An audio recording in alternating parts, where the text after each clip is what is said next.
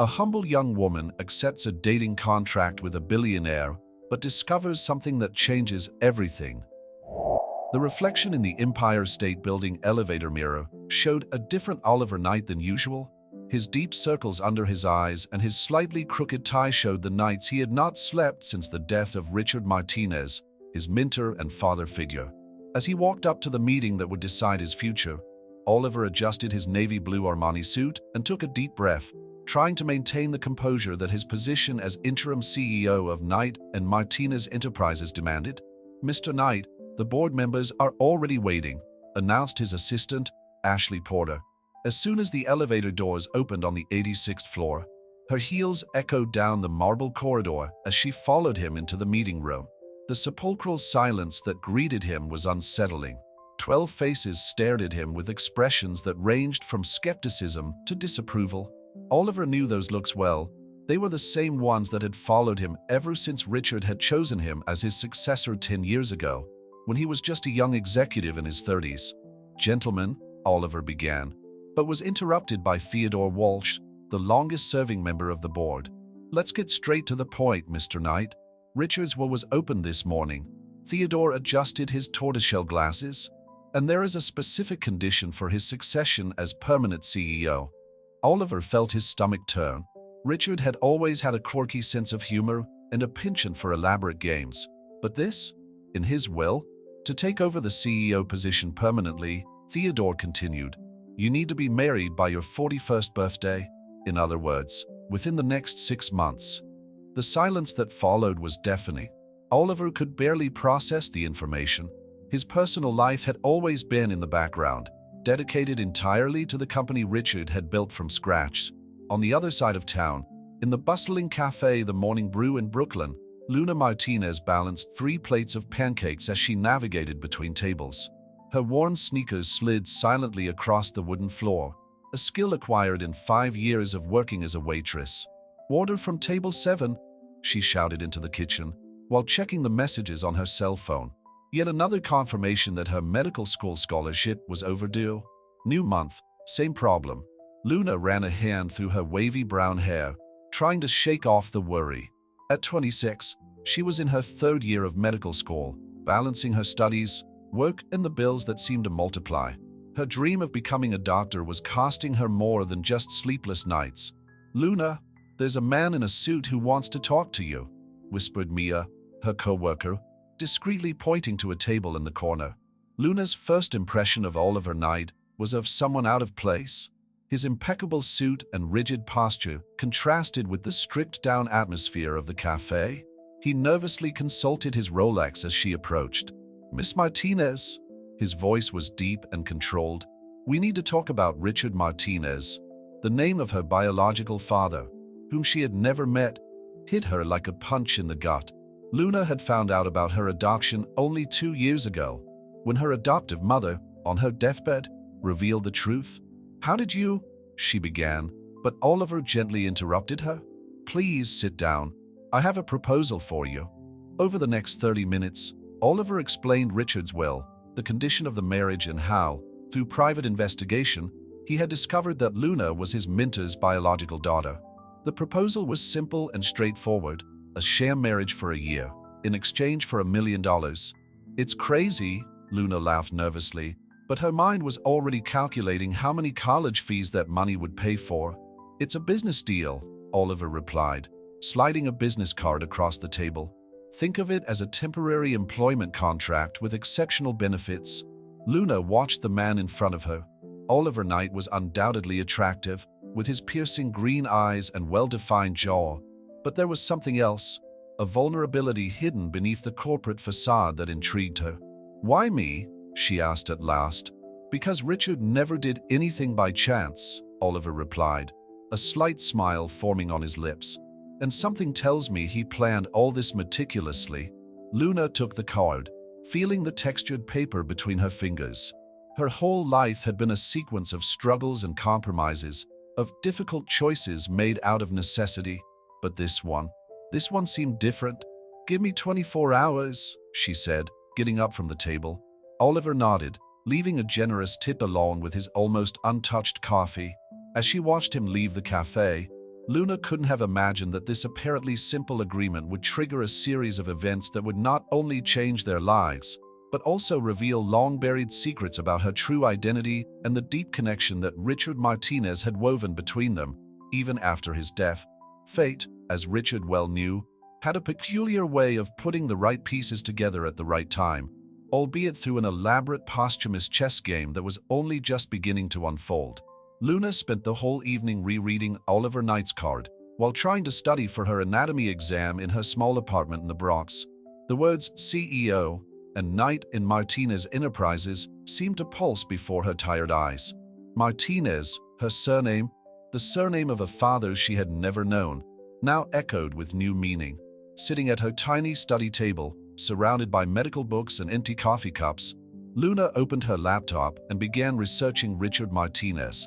The photos showed a middle-aged man with kind eyes and a reserved smile, always impeccable in his suits under the headlines that celebrated his business achievements. It was surreal to think that this titan of business was her biological father. "You're crazy to consider this," said Jade, her best friend and college classmate, during an emergency video call. "Arranged marriage? This isn't a Lifetime movie, Luna. It's temporary," Luna argued, massaging her temples. "And $1 million would change everything. I could finish college without worrying about debts, help treat Mama Rose's arthritis." The next day, Luna arrived at the address Oliver had given her, a law office on the Upper East Side. The Art Deco building was intimidating with its imposing facade, and she felt out of place in her best sale blazer. "Ms. Martinez," the receptionist smiled politely. "Mr. Knight and Ms. Porter are waiting for you in the conference room." Oliver was leaning over a pile of documents when Luna entered. Ashley Porter, his assistant, was typing furiously on a tablet. The contrast between the corporate environment and her reality as a waitress/student had never seemed so stark. "Luna," Oliver stood up, his expression unreadable. "Have you made your decision?" "First, I need to understand Richard better," Luna replied, gathering her courage. "Why didn't he ever come to me? Why now?" Oliver gestured for her to sit down and took a sealed envelope from his briefcase. "Richard gave me this a week before he died. He said it was only to be opened if you came into my life." With trembling hands, Luna opened the envelope. The letter was handwritten in elegant handwriting. "My dear Luna, if you are reading this, it means that my plan has worked. Your mother, Claire, was an extraordinary woman whom I met during my most difficult time, when the company was on the verge of bankruptcy. Our relationship was brief but intense. When she found out she was pregnant, I was plunged into financial and legal problems. Claire, knowing that I couldn't be the father you deserved at that time, made the decision to give you up for adoption. I respected her decision, but I never stopped following you from a distance. I know about your struggle to study medicine, your dedication to your work, your generous heart. You have a lot of Claire in you. Oliver was the son that life allowed me to raise. He needs someone to remind him that there is life beyond numbers and contracts. And you, my daughter, need to know your roots. Forgive an old man for his post-mortem manipulations, but sometimes we need to give fate a little push. Love, Richard Martinez." Luna didn't realize she was crying until she saw a tear stain the paper. Oliver remained respectfully silent, his own face betraying restrained emotion. "Richard always said that the best partnerships start with honesty," Oliver said softly. "So I'll be honest. I need this marriage to keep the company he built. But more than that, I need to understand why he planned it. What if it doesn't work out?" Luna asked, still absorbing the revelations in the letter.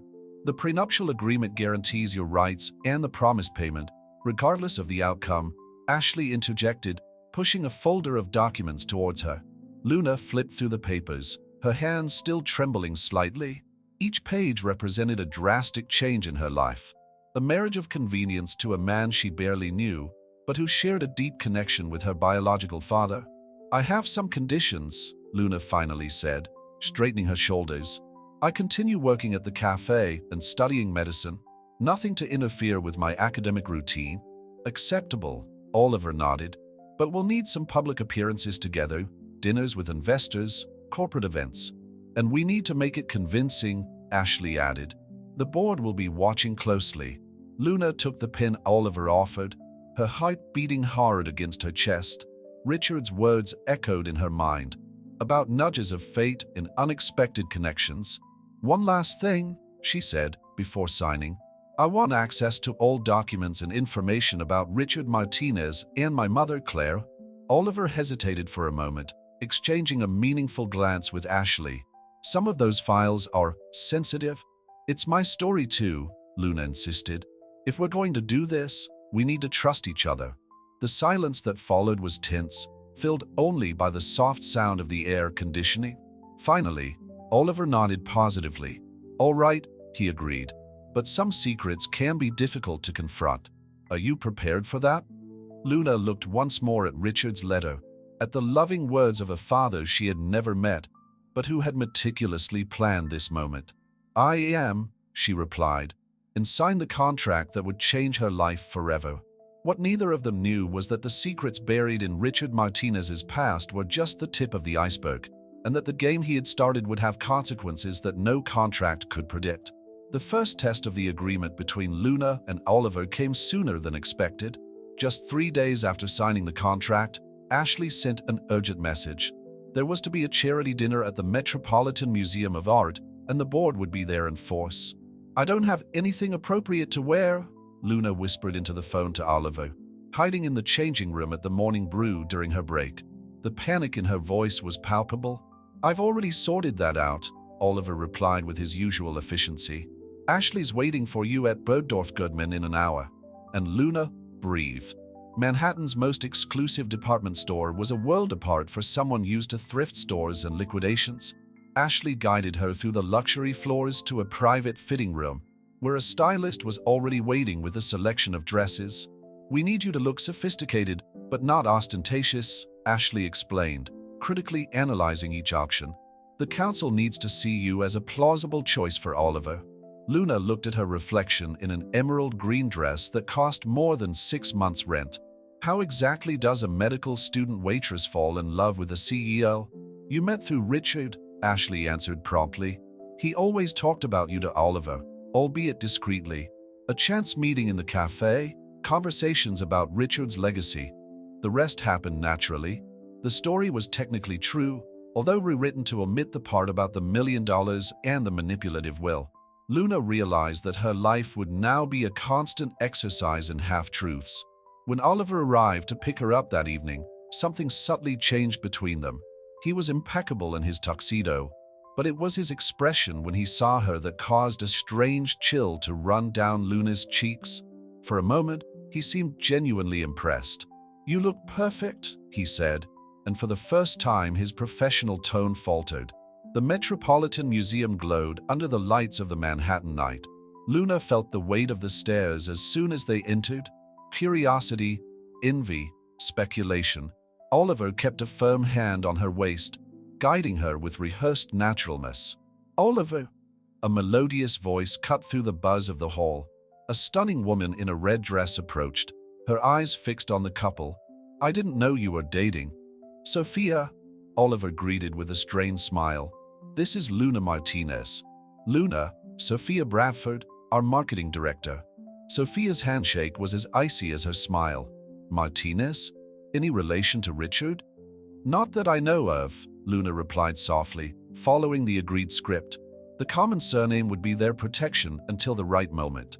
The evening progressed like a choreographed dance. Luna watched Oliver in his element, navigating corporate conversations with ease, always including her with a gentle touch or an affectionate glance. He was an exceptional actor. During dinner, Theodore Walsh watched them with uncomfortable attention from his table. "So, Ms. Martinez, how exactly did you and Oliver meet?" Luna felt Oliver tense beside her, but years of serving difficult customers in the cafe had prepared her for moments like this. She smiled, her hand naturally finding Oliver's on the table. "It was at the Morning Brew," she began, weaving truth with fiction. "Oliver was there reminiscing about Richard, who loved our breakfasts. We started talking about him, his values, his stories. Sometimes the best connections start in the most unexpected places." Oliver looked at her with barely concealed surprise, and Luna realized that there was something true in his words, despite everything. Later, in Oliver's penthouse on the Upper West Side, they collapsed on the sofa, exhausted from the performance. "You were amazing," he admitted, loosening his tie. "Even I almost believed the coffee story." "Years of experience in customer service," Luna joked, but her mind was elsewhere. On the living room wall, a photo caught her eye. Richard and Oliver on a fishing trip, genuine smiles on their faces. "Did he take you fishing?" she asked softly. Oliver followed her gaze, his expression softening. "Every summer in Maine. It was our tradition." "What was he like? As a father?" The question hung in the air, loaded with meaning. Oliver poured 2 glasses of wine before answering. Patient, demanding, but fair. He had this ability to see the best in people, even when they didn't see it in themselves. He paused, studying her face. "You have his eyes, you know that? The same shade of brown." Luna felt tears forming and quickly brushed them away. "I'm sorry, it's just so much has changed in such a short time." "Hey," Oliver approached, his voice gentler than she'd ever heard it. "Richard was right about one thing. The best partnerships start with honesty. So be honest with me. Are you okay with all this?" Luna considered the question. Her cell phone vibrated with a message from the college, another reminder about payment. In the pocket of her borrowed dress, the corporate credit card Ashley had given her Wade-like lead. "I'm learning to navigate this new world," she finally replied. "One day at a time." Oliver nodded, understanding. "Tomorrow I have a meeting with the lawyers about the documents you asked for, about Richard and his mother. Would you like to come with me?" The invitation hung between them like a bridge being built, not just about the agreement they had, but about the shared legacy they were only just beginning to discover. "Yes," Luna replied, realizing that, despite everything being an elaborate act, there was truth emerging between the lies. "I want to know my story." What neither of them realized at that moment was that the revelations awaiting them would test not only their agreement, but also the fragile bonds of trust they were beginning to form. The Winters and Associates law firm occupied 3 floors of a historic building in Manhattan. Luna watched through the window of the meeting room as Margaret Winters, a lawyer in her 60s, methodically organized a series of folders on the mahogany desk. "Richard was meticulous with his records," Margaret commented, adjusting her gold-framed glasses, "especially about delicate matters." Oliver was sitting next to Luna, his knee occasionally touching hers as he moved. An unconscious habit developed after the charity dinner, as if their bodies were learning the choreography of forged intimacy. "These are the documents about your mother, Claire Bennett." Margaret slid a blue folder towards Luna. "And these," she indicated a significantly larger pile, "are the records of the investigations Richard has conducted over the years." Luna opened the first folder with trembling hands. A sepia photograph showed a young woman with dark hair and a radiant smile, holding a guitar in front of what looked like Washington Square Park. "Was she a musician?" Luna asked, her voice breaking. "Aspiring composer," Margaret confirmed. "She worked as a music teacher at an elementary school in the village. Richard met her during one of his morning walks. He always said it was her voice that first attracted him. She was singing to the children in the park." Oliver leaned over to look at the photo, his shoulder pressed against Luna's in a gesture of silent support. "I never knew Richard had such a romantic side." "Oh, he changed a lot after Claire," Margaret smiled sadly. "But the circumstances—" The lawyer hesitated, her fingers drumming on another folder, this one marked with a red, confidential stamp. "What happened?" Luna insisted, feeling that she was close to a crucial truth. Margaret exchanged a meaningful glance with Oliver before continuing. "The company was undergoing a federal investigation at the time. There were suspicions of financial irregularities involving one of the original partners, Victor Reynolds." "Sophia's father?" Oliver interrupted, his posture suddenly tense. "Exactly," Margaret confirmed. "Richard discovered that Victor was embezzling funds through a complex network of shell companies. When he confronted his partner, Victor threatened to expose some of Richard's personal secrets." Luna flipped frantically through the documents as Margaret spoke. She stopped at a newspaper clipping dated 1996. "Businessman Richard Martinez testifies against ex-partner in fraud case." "Claire was pregnant when it all blew up," Margaret continued. Victor Reynolds had dangerous connections. Richard feared for her safety and that of the baby. It was Claire who decided to disappear, to protect the child by giving it up for adoption. So it wasn't just about the financial problems, Luna muttered, the pieces of the puzzle finally falling into place. It was a matter of life and death. Richard never forgave himself, Oliver added softly. Now I understand why he was so protective of me, why he insisted so much on integrity in business. Luna found a crumpled letter at the bottom of the briefcase. The handwriting was different from the letter Richard had left, younger, more urgent. Richard, by the time you read this, we'll be long gone. Don't look for me. It's better that way. Our daughter deserves a life without fear, without looking over her shoulder. I know you'll do the right thing with the company, as you always have. I'll always love you. Claire, is she alive? Luna asked, her voice barely above a whisper. Margaret nodded slowly. Richard found her a few years ago, living in Seattle. He respected her decision to keep her distance, but made sure she had a comfortable life, anonymously. Seattle, Luna repeated, feeling the weight of this information. Her biological mother was alive, just a flight away. There's one more thing, Margaret added hesitantly. Sophia Bradford has been pressing the board for a full audit of the company's old records.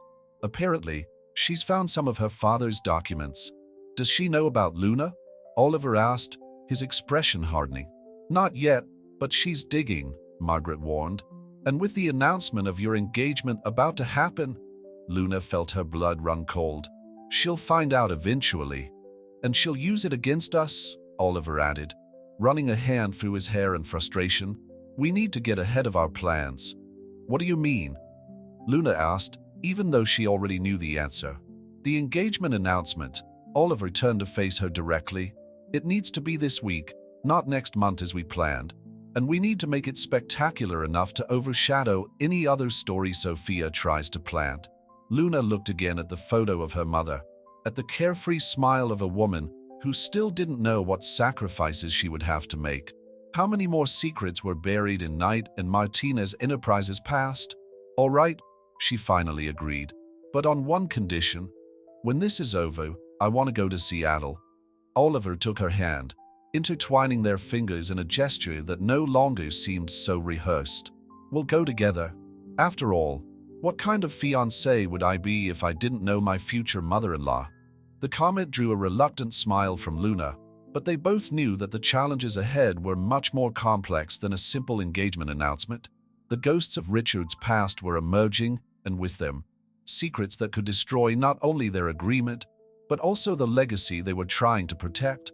The rooftop of the Four Seasons was transformed into a hanging garden, with white orchids and soft lights creating an ethereal atmosphere against the Manhattan skyline. Luna watched the final preparations for the event through the window of the presidential suite, where a team of professionals worked to transform her into the perfect bride. Take a deep breath, Ashley instructed, adjusting the Carolina Herrera dress they had chosen for the occasion. Remember, you and Oliver are madly in love, but you want to maintain an air of understated sophistication. Luna nodded, even though her mind was miles away, in Seattle, where her biological mother lived, unaware that her daughter was about to make headlines in New York. Is the ring with Oliver? She asked for the third time, more to distract herself than out of any real concern. Tiffany and Company, 3 carats, emerald cut, Ashley recited automatically. And before you ask again, yes, his speech is ready and memorize. A soft knock on the door interrupted the beauty session. Oliver walked in, impeccable in his Tom Ford suit, and for a moment stopped, visibly impressed by Luna's transformation. Wow, was all he managed to say at first. You look stunning. Luna felt her cheeks flush, a reaction she didn't need to fake. In recent weeks, she had found it increasingly difficult to separate acting from reality when she was with Oliver. The guests are arriving, he informed her, regaining his professional composure. Are you ready? Almost, Luna replied, picking up an envelope from the bedside table. I just need you to read this first. Oliver arched an eyebrow, but accepted the envelope. Inside was a handwritten letter. Oliver, before we make this announcement, I need you to understand one thing. No matter what we find out about the past, about Richard, Claire, or the Reynolds, I promise to be by your side until the end of this deal, not just for the money, but because I believe there's something bigger at stake here. Luna. Oliver read the letter twice, his expression softening with each word. When he had finished, he folded the paper carefully and put it in his inside jacket pocket, next to his heart. "Thank you," he said simply, but his eyes conveyed so much more. The hall was packed when they went downstairs. Luna recognized faces from the charity dinner, members of the board, and of course, Sophia Bradford, who was watching them like a hawk in a red Valentino dress. "She brought a reporter from the Wall Street Journal as a date," Ashley whispered discreetly. "Stay focused on each other." The orchestra began to play softly as Oliver took to the small makeshift stage. Luna noticed that his hands were shaking slightly as he adjusted the microphone, a humanizing detail that made her smile. "Good evening, everyone," he began, his voice strong and clear. "I appreciate the presence of each and every one of you on this special evening. As you know, Knight and Martinez Enterprises has always been more than a company to me. It's been a family, thanks to Richard Martinez." Luna felt the guest gazes alternating between her and Oliver, especially when he mentioned the surname they shared. "Richard taught me that the best moments in life often surprise us," Oliver continued, his eyes meeting hers.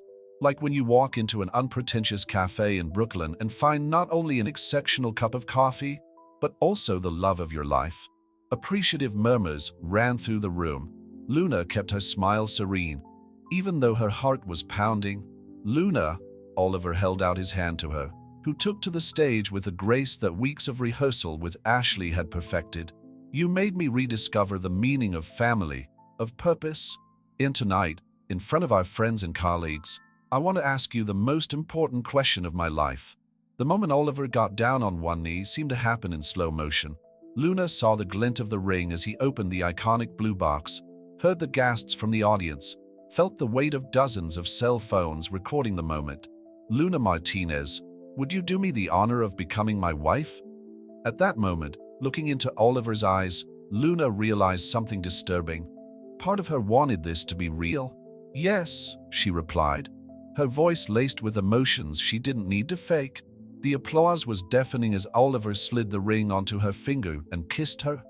Their first kiss, soft and controlled, perfectly staged and yet strangely intimate.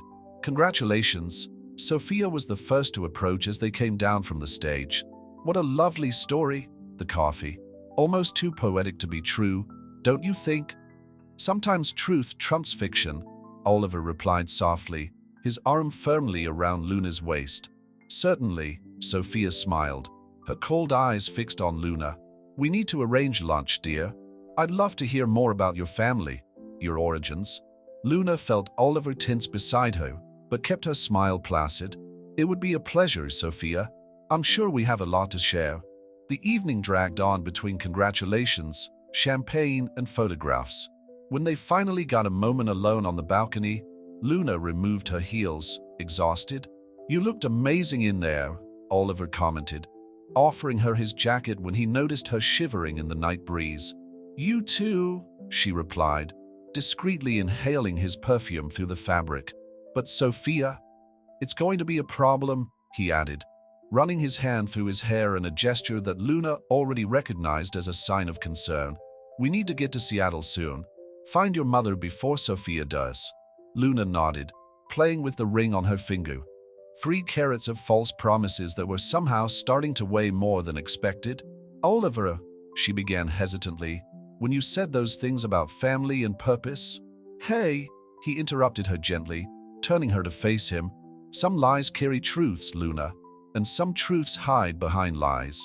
Before she could process the meaning of those words, Ashley appeared on the balcony. "I'm sorry to interrupt, but the Times photographer has arrived for the official shoot." Luna adjusted her dress and put her shoes back on, preparing for another round of smiles and rehearsed poses. But as she followed Oliver back to the salon, one certainty consumed her. At some point between signing the contract and this moment, the lines between acting and reality had begun to blur dangerously. The front page of the New York Times showed the engagement photo, capturing the exact moment Oliver slid the ring onto Luna's finger. The photographer had managed to capture something beyond the staging. There was an intimacy in the look they exchanged that made the story seem genuine even to Luna. "Perfect," Ashley declared, folding the newspaper on Oliver's coffee table. "The company's shares went up 3% this morning alone. The board is impressed." Luna barely listened, concentrating on her laptop where she obsessively searched for Claire Bennett in Seattle. Years on duty at the cafe had honed her ability to function on just a few hours' sleep. "I've found something," she announced suddenly. "A private music school on Queen and Hill. Claire Bennett is listed as a piano teacher." Oliver, who was on a video call in the adjacent office, quickly ended the call and approached. "Are you sure it's her?" "The age matches." Luna showed the photo from the school's website. "And look, she still has the same smile as in the old photo." 26 years had transformed the young musician from Washington Square Park into an elegant middle-aged teacher, but the gentle eyes remained the same. Luna touched the screen unconsciously, as if she could reach across time and space to the mother she had never met. "I've already arranged the tickets," Oliver commented softly. "We're leaving early tomorrow morning." "Tomorrow?" Luna turned around in surprise. "But what about the company? The board?" "The company can survive a few days without me," he shrugged, a casual gesture that didn't match his usual controlled demeanor. "Besides, what kind of fiancé would I be if I didn't accompany my future wife on such an important journey?" The comment made Luna smile, even though her stomach contracted at the reminder that it was all an elaborate performance. Over the last few weeks, it had become increasingly difficult to distinguish the acting moments from the genuine ones. "I have one condition," she declared, closing her laptop. "No five-star hotels or luxury cars in Seattle. If we're going to do this, we're going to do it my way, discreetly." "No Four Seasons?" Oliver feigned horror, drawing a laugh from her. "The things I do for love." The word hung between them like a soap bubble, beautiful, fragile, and destined to burst. Luna looked away first, turning her attention back to the preparations for the trip. "Luna," Oliver called out, his tone suddenly serious. "Before we go, we need to discuss something. Sophia has arranged to meet you for lunch today." "What?" Luna felt her blood run cold. How did she manage? "Apparently, she called the Morning Brew directly," Ashley interjected. "She said she was from the company and urgently needed to talk to you about employee benefits." "She's investigating." Oliver ran a hand through his hair in frustration. "She's probably already found out about your adoption." Luna stood up, walking over to the window that offered a panoramic view of Central Park. The engagement ring caught the sunlight, casting little rainbows on the walls. "Then I'll go to lunch," she decided, turning to face Oliver and Ashley. "If she wants to play, let's play." "It's risky," Oliver protested. "Sophia's a snake when she wants information." "That's exactly why I have to go," Luna argued. "If I refuse, it will only confirm that we have something to hide. Besides," she smiled slightly, "I spent 5 years dealing with difficult customers in the cafe. I know how to keep a poker face." Sophia's chosen restaurant was Lou Bernardine, a 3-star Michelin establishment where Luna would normally only enter to wait tables. But today she was Luna Martinez, fiancée of the CEO of Knight and Martinez Enterprises, and her posture reflected that. "Luna, darling," Sophia waved from her privileged table. "So glad you could make it." "I wouldn't have missed it," Luna replied with a calculated smile, taking her seat with the grace Ashley had insisted on practicing. Lunch was a dance of seemingly innocent questions and carefully rehearsed answers. Sophia tried various approaches, about Luna's childhood, about her parents, about how exactly she had met Oliver. "You know," Sophia remarked casually as she sipped her vanilla ice cream, "it's fascinating how fate works. You having the same surname as Richard, it almost seems planned." "Life has its coincidences," Luna replied softly, maintaining eye contact. "Like you working in the company your father almost destroyed." Sophia's fork froze halfway to her mouth. For a moment, the veneer of sophistication cracked, revealing something dangerous in her eyes. "Careful, darling," she whispered, leaning forward. "You don't know what you're playing with." "Neither do you," Luna retorted, her voice equally low but firm. "Richard Martinez may have kept secrets, but he also kept detailed records. Do you really want to dig into that past?" Sophia? The silent clash lasted a few seconds, before Sophia retorted with an artificial laugh. You're more interesting than you look, Luna. It'll be fun having you in the family. When Luna returned to the penthouse, she found Oliver anxiously waiting. How was it? She knows something, Luna replied, removing her heels with relief, but she's also afraid of what we might know. Oliver watched her with a mixture of admiration and concern. You're different. The world you live in demands it, she shrugged. What, tomorrow I'll go back to being just Luna, looking for her mother in Seattle. You were never just Luna, Oliver murmured, so quietly that she almost didn't hear. That night, as they packed for Seattle, Luna realized that she was packing more than clothes. She was also storing her certainties about who she was and what she wanted. The trip to Seattle wouldn't just be a search for Claire Bennett. It would be a journey to understand which version of herself was real, the determined waitress, the facade bride, or someone completely new emerging from the intersection between these worlds. The flight to Seattle left at first light, with a fine mist enveloping Manhattan like a veil. Luna watched the city recede from the airplane window, thinking about how her life had changed in a matter of weeks. The ring on her finger occasionally caught the light of the rising sun, constantly reminding her of the role she was playing. I booked an Airbnb in Queen Anne, Oliver commented, checking his cell phone. Nothing too ostentatious, as you asked, although I still think the Four Seasons would be more your style than mine, Luna added with a smile. But we're not going to Seattle as CEO and fiancé. We're going as well as who we really are. And what exactly are we, Luna? Oliver asked softly, his green eyes fixed on her with a disconcerting intensity. Before she could answer, the stewardess passed by offering coffee, breaking the moment. Luna gratefully accepted the drink, needing the caffeine to organize her muddled thoughts. Ashley sent more information about the music school. She changed the subject, opening her tablet. Claire gives private lessons on Tuesdays and Thursdays. Today is Tuesday. Do you want to go straight there? Oliver asked, concern evident in his voice. No, Luna replied after a moment's thought. I need to prepare myself mentally. Besides, we should investigate more about her life before making contact. Seattle welcomed them with its characteristic overcast skies and a fine drizzle. The Airbnb Oliver had chosen was a charming apartment in a converted Victorian building overlooking the bay. It was simple by his standards, but still more luxurious than anywhere Luna had ever lived.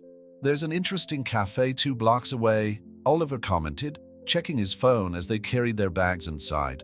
I thought we could have lunch there and plan our next steps. Luna nodded, grateful for his consideration in choosing a place closer to her natural element. On their way to the cafe, they passed a musical instrument store, and Luna stopped, looking at an old piano in the window. She still plays, she murmured, more to herself than to Oliver. After everything, she's kept music in her life.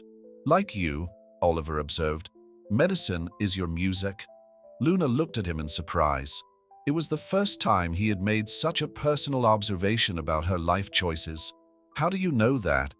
I watch you more than I should, he admitted, a slight blush coloring his cheeks. The way you talk about your studies, about helping people. It's the same passion that Richard described in Claire when she talked about music. The cafe was cozy, with exposed brick walls and plants hanging from the ceiling. As they ate handmade sandwiches, Luna and Oliver worked out their plan. The school is 10 minutes away, Luna pointed at the map. Her classes end at 6 p.m. Luna, Oliver hesitated, choosing his words carefully. Have you considered that she might not want to see you?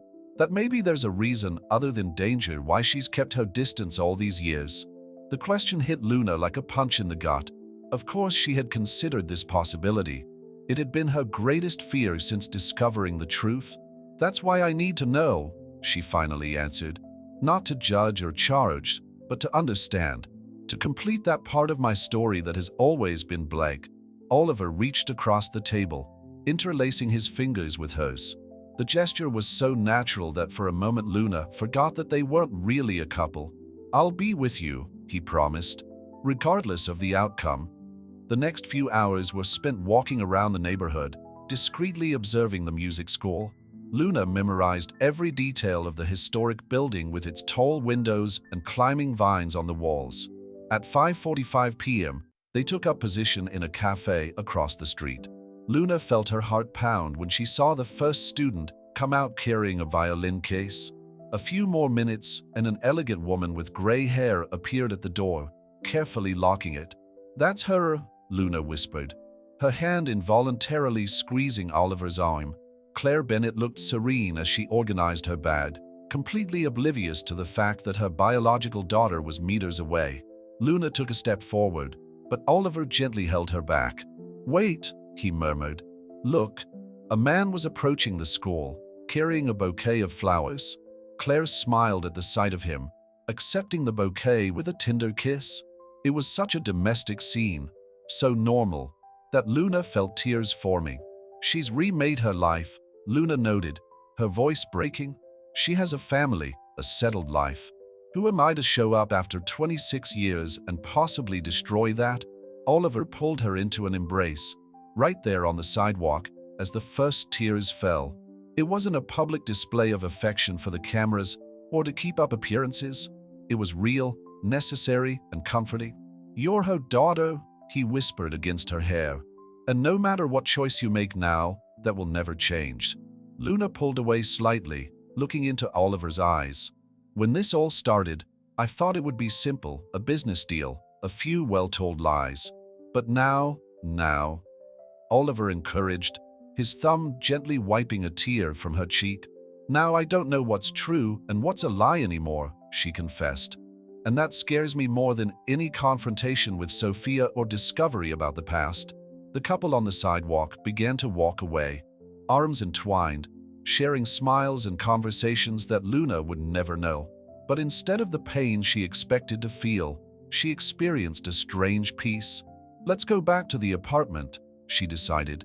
"I need to rethink how I want to do this." On the way back, their hands remained intertwined, neither of them mentioning that there was no one around to keep up appearances. Some truths, Luna realized, are easier to admit in silence. Sophia's message arrived as Luna was preparing coffee in the Airbnb's small kitchen the next morning. A photo attached showed an old newspaper clipping, Claire Bennett performing at a charity event, around 6 months pregnant. Interesting how some stories repeat themselves. "Coffee when you get back?" Luna almost knocked over the cup she was holding. Oliver, who was working on his laptop at the kitchen table, immediately noticed her change of behavior. "What is it?" he asked, getting up to look at the message. His face hardened as he read the text. "She's bluffing. She can't prove anything. But she can create enough speculation to cause trouble," Luna replied, sitting down heavily in a chair. "The timing is perfect, right after the engagement announcement." Oliver started typing furiously on his phone, probably contacting Ashley or his lawyers, when Luna touched his arm, interrupting him. "Wait," she said softly. Maybe it's time we stopped reacting and started acting." "What do you mean?" "I'm going to talk to Claire today," Luna decided, a new determination in her voice. "I can't go on living in fear of shadows from the past. If Sophia wants to use it against us, let it be on our terms." Oliver studied her for a moment, that intense look that always made her heart race. "Are you sure? Yesterday you seemed—" "Yesterday I was afraid of destroying her life," Luna interrupted. "Today I realize that I'm letting fear control my choices, just like she did 26 years ago." The music school was silent when they arrived, only a few students practicing in distant rooms. Luna adjusted Ashley's borrowed blazer, corporate armor that seemed inappropriate for the moment. "Do you want me to come in with you?" Oliver asked when they stopped in front of Claire's studio door. Luna shook her head. "I need to do this alone, but thank you for being here." The soft notes of Chopin floated through the door. Luna took a deep breath and knocked. The music stopped and footsteps approached. "Right?" Claire Bennett opened the door, and Luna felt as if she were looking in a mirror from the future. The same eyes, the same face shape. "Can I help you?" "Ms. Bennett," Luna began, her voice firmer than she expected. "My name is Luna Martinez, and I think you met my mother, Claire Bennett, 26 years ago." The instant recognition in Claire's eyes was followed by a pallor that made her lean on the doorframe. Oh my God. Can I come in? I promise I'm not here to cause trouble. We just need to talk. Claire nodded silently, guiding her into the studio. The grand piano dominated the space, sheet music arranged methodically on the shelves. You look so much like her, Claire murmured, referring to her own adoptive mother. Pink, isn't she? Richard showed me pictures. Has Richard kept in touch with you? Luna asked softly. He respected my decision to stay away, but yes, occasionally. He wanted to make sure you were okay. Claire sat down on the piano bench, her fingers absent-mindedly caressing the keys. When he died, part of me wanted to look for you. Why didn't you? Claire smiled sadly. The same reason I gave you up for adoption? Fear. Not of Victor this time, but fear that you'd hate me for the choice I made. Luna approached the piano, noticing a photo on the wall, Claire with her current husband and 2 teenagers. You have other children? Yes, Claire confirmed. And they know about you. They always knew they had an older sister somewhere. Mark, my husband, always encouraged me to look for you. But fear is easier than the truth, Luna added, finally understanding. I came here today because I'm tired of being afraid, of hiding who I am. Claire looked at her curiously. You're Oliver Knight's fiancé. I saw it in the papers. Luna hesitated only a second before deciding to be completely honest. She told her about Richard's will, the deal with Oliver, Sophia's veiled threats. By the time she had finished, Claire was crying silently. Richard. She laughed through her tears. Always the strategist, even after he left. He knew this would happen. You and Oliver, the truth coming out. Do you think he planned all this? Richard believed that some people were destined to meet, even if they needed a push from fate. Claire stood up, crossing the room to a small music box on the bookshelf. Like me and your birth mother. Luna froze. What? Didn't Richard tell you that part? Claire asked softly. I'm not your birth mother, Luna. I was just the person Richard entrusted to protect you during your pregnancy from your real mother, who died in childbirth. The revelation hit Luna like a wave. All the certainties she had built up over the last few weeks seemed to crumble. So why run away? Why all this? Claire opened the music box, revealing an old photo. Her, much younger, next to a woman with dark hair and eyes identical to Luna's. Because I promised your mother, she said. Because I promised your mother, Isabella, that I would keep you safe.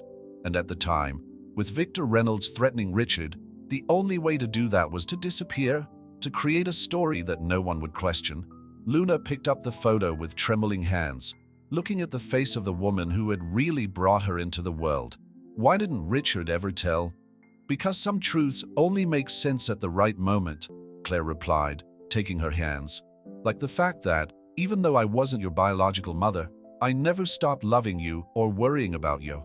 When Luna finally left the studio, Oliver was waiting for her exactly where she had left him. One look at his face was enough for him to open his arms, offering the comfort she desperately needed. The story is even more complicated than we imagined, she murmured against his chest. Love stories usually are, he replied softly, and Luna wasn't sure if he was talking about the past or about themselves. The drive back to New York was silent, everyone absorbed in their own thoughts. Luna held tightly to the photo Claire had given her, the image of Isabella, her real biological mother, a ghost from the past who changed everything and nothing at the same time. In the armchair next to her, Oliver occasionally answered emails, but his gaze often wandered to her, worried. Sophia has scheduled a meeting with the board for tomorrow, he commented softly as the plane began its descent. Apparently, she has important revelations to share. Luna nodded, her mind working quickly. She thinks she has a trump card, Claire's story, but she doesn't know that we've just uncovered an even bigger truth. What do you want to do? The question hung between them, loaded with meaning beyond the immediate situation. Luna realized that this was the first time Oliver had really given her the reins on a decision that would affect them both. I want to end this game, she replied, determination in her voice. Not just with Sophia, but with all the lies, including ours. Oliver stiffened visibly beside her. Luna, let me finish, she asked gently. These last few weeks, pretending to be your fiancé, finding out about Richard, Claire and Isabella, I've realized something important. Sometimes we lie so much that we forget what the truth is. The cab ride through the city offered a moment's pause in the conversation. The lights of Manhattan shone against the night sky, reflecting in the windows of the skyscrapers like thousands of artificial stars. Ashley got the complete files on Isabella. Oliver broke the silence when they reached their penthouse. Apparently, she was a young executive at the company when she met Richard. They fell in love, but kept their relationship a secret because of the corporate policies of the time. Luna absorbed the information as she walked to the window overlooking Central Park. And Victor Reynolds found out? Yes. He used the information to blackmail Richard, threatening to expose the relationship and destroy Isabella's reputation. When she got pregnant, Richard wanted Claire to protect the baby. Luna added, the pieces falling into place. And when Isabella died in childbirth, Claire completely took on the role of runaway mother to keep me safe. Richard has never forgiven himself, Oliver approached, stopping beside her, for not protecting Isabella, for allowing Victor to have so much power over them. That's why he was so protective of me, why he insisted so much on integrity in business. Luna turned to face him, noticing how the city light softened his normally stern features. And that's why he came up with this whole plan with the will. It wasn't just about securing a marriage for you. It was about righting the wrongs of the past, uniting the people he loved. Luna, Oliver stepped forward, his voice softer than usual. I need to tell you something. About the will. Mr. Knight, Ashley's voice interrupted through the intercom. Sophia Bradford is here. She says it's urgent. The moment shattered like glass. Luna and Oliver exchanged tense glances before he allowed Sophia to enter. What a lovely family gathering, Sophia commented as she entered, her heels echoing on the marble floor. I hope I'm not interrupting anything. What do you want, Sophia?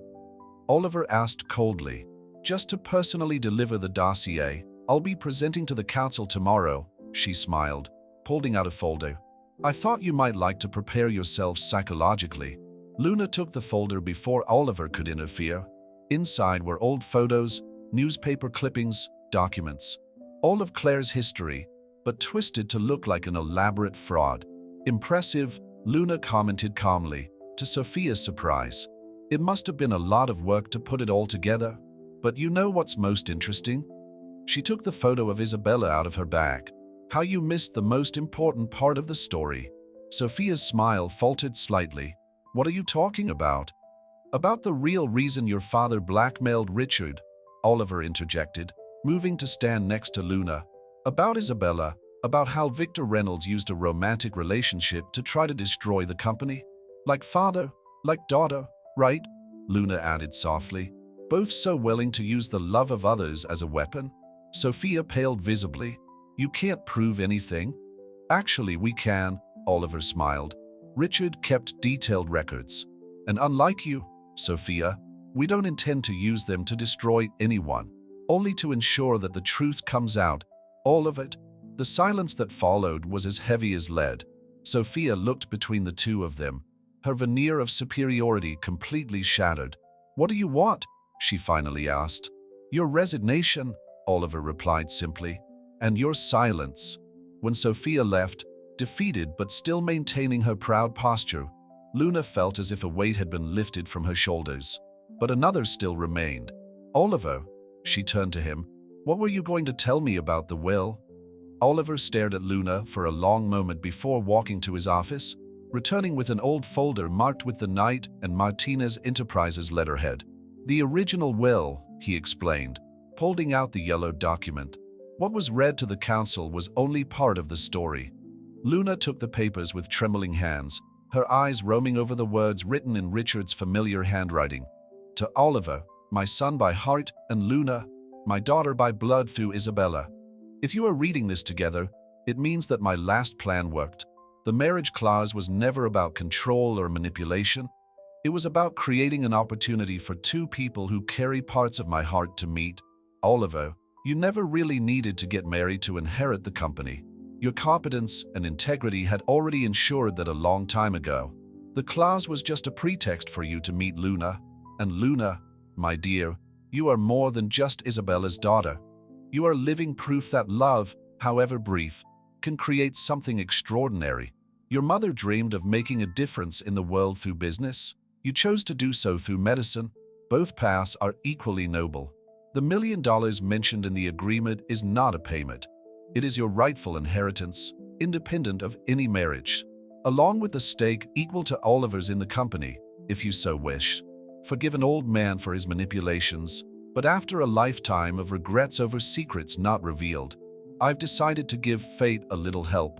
With eternal love, Richard Martinez. Luna let the papers fall onto the coffee table, her mind processing all the implications. Did you know? From the beginning? Oliver ran a hand through his hair, a gesture she now recognized as a sign of nervousness. Not everything. I only found out about the full will after Ashley started digging through Richard's files, looking for information about Claire. But at that point we were already too involved, Luna added softly. Not just in the deal. Oliver moved closer, taking her hands in his. Luna, at some point between all the lies and truths, I fell in love with you. Not for the farce we created, but for the woman who fights to make her dreams come true, who stands up to Sophia Bradford without blinking, who has compassion even for those who have hurt her. Luna felt tears forming in her eyes. Why didn't you tell me about the will before? Because I was afraid, he admitted. Afraid that you'd think it was all just another manipulation. Afraid that, with your inheritance guaranteed, you'd just leave. And I wasn't ready to lose you. The silence that followed was filled only by the distant sound of Manhattan traffic and the soft ticking of the antique watch Richard had given Oliver on his first day as CEO. You know what's ironic? Luna finally said, a small smile forming on her lips. Richard planned all this to bring us together, but in the process, we created our own story. A story that began with lies, but found its truth along the way. Oliver stepped forward, his hand gently touching her cheek. And what is that truth? That sometimes the truest love is born out of the most unlikely situations, she replied, leaning into his touch. That even in the midst of business deals and family secrets, two hearts can genuinely meet. So, what do we do now? Oliver asked, his voice barely above a whisper. Luna removed her engagement ring, the diamond sparkling under the city lights. For a moment, Oliver felt his heart stop, fearing the worst. But then she smiled, that luminous smile that had captivated him since their first day at the cafe. Now, she declared, handing the ring back to him, you asked me to marry you properly, not because of a will, not because of the company, but because you want to spend the rest of your life with me. Oliver laughed, a sound of pure joy that Luna had rarely heard. Without hesitation, he knelt down in front of her, holding the ring as if it were the most precious thing in the world. Luna Martinez, daughter of Isabella and Richard, heir not only to a fortune, but to a legacy of love and courage. Would you do me the honor of being my wife? Not out of obligation or agreement, but because somehow, in the midst of all this chaos, we found something real and precious? Yes, she replied, tears of happiness flowing freely. 1,000 times yes. When the ring slid back on her finger, it felt different, no longer a symbol of a business deal, but a promise of true love. Somewhere, Luna imagined, Richard Martinez was smiling, pleased that his latest plan had worked, not exactly as he had planned, but exactly as it should be. Because sometimes fate needs just a little push to bring together two hearts destined to meet. Soon, there would be a story to tell their future children. About a waitress and a CEO, about family secrets and lost loves, about how sometimes the greatest truths are born from the most elaborate lies. But above all, it would be a story about how true love finds its way, even through the most improbable plans. The Empire State Building glowed against the night sky, a silent witness to yet another love story that New York had helped to create. And this time, there was no longer any need for masks or pretenses, just two people who had found, amid the chaos of life, their own modern fairy tale.